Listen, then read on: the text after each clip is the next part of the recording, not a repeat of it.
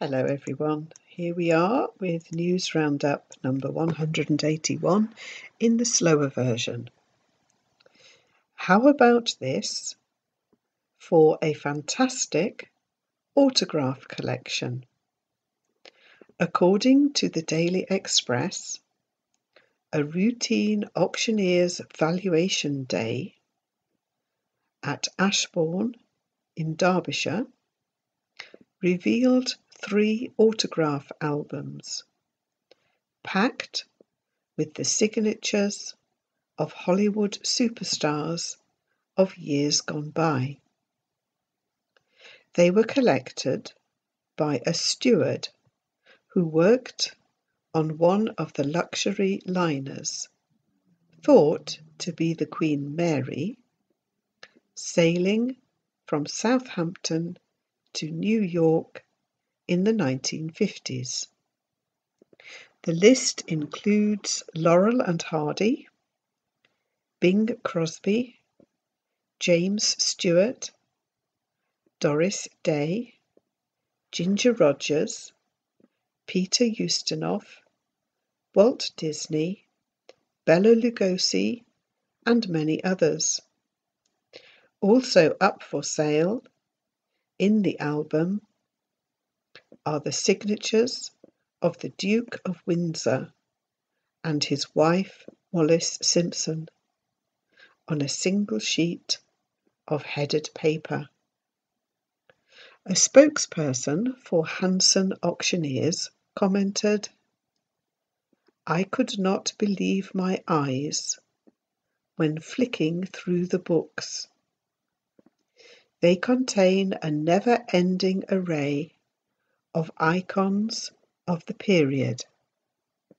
It must have taken the steward great courage to approach these glitterati to ask for their autographs. If these albums could talk, one can only imagine what they would say. It's history come to life." The albums will be up for auction in April.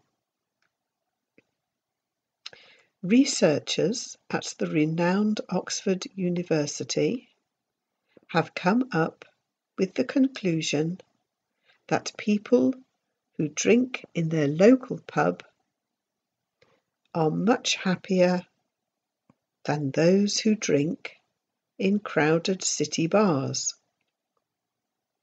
The Daily Star quotes psychology professor Robin Dunbar as saying that spotting familiar faces boosts a person's mood and subsequently their health. Professor Dunbar said, "Friendship and community are probably the 2 most important factors influencing our health and well-being. Making and maintaining friendships, however, is something that has to be done face to face. The digital world is simply no substitute. Given the increasing tendency for our social life to be online rather than face to face, having relaxed, accessible venues where people can meet old friends and make new ones becomes ever more necessary. Time to call it day." The Daily Mirror reports on 71-year-olds Don and Joyce Oliphant, who were believed to be Britain's longest-serving postmasters and who have now retired after almost 60 years.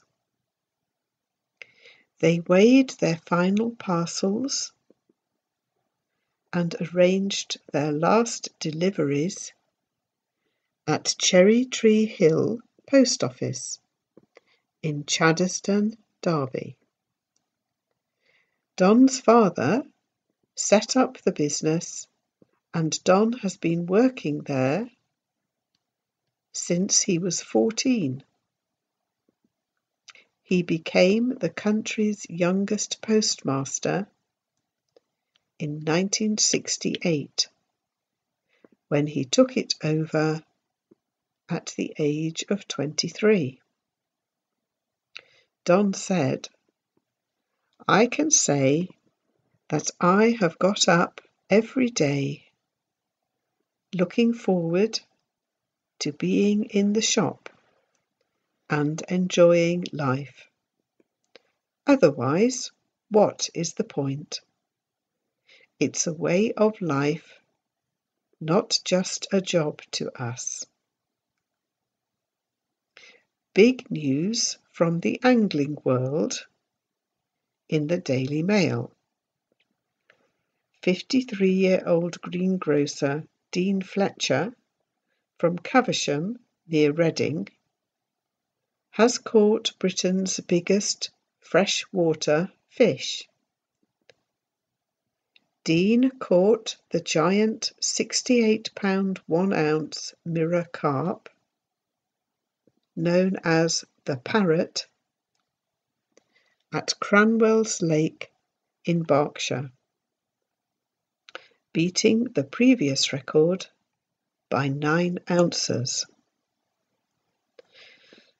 Birdwatchers have been flocking to a Gloucestershire nature reserve to catch sight of a rare tit, says the Daily Mirror.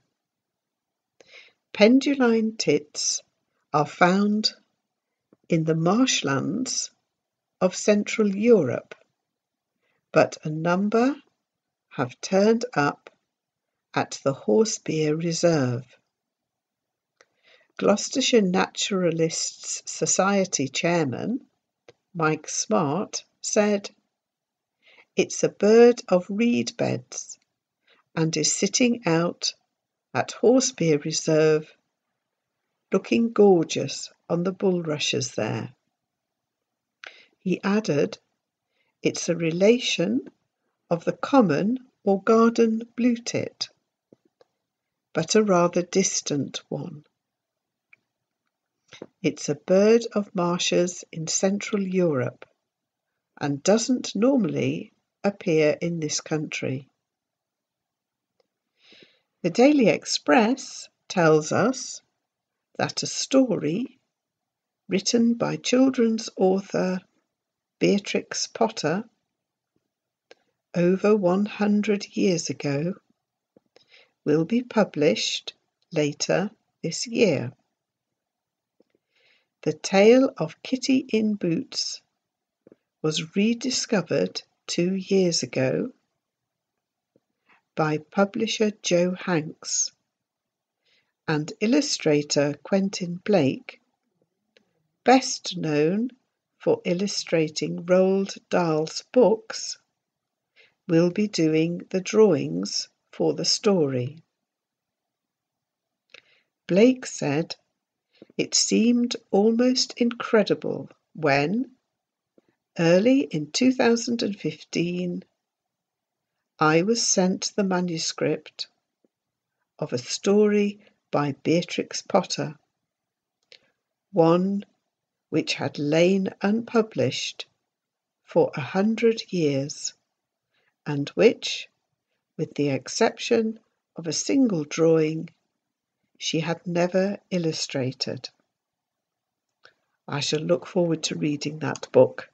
I hope you enjoyed this, and again that it was slow enough for you to understand. Take care.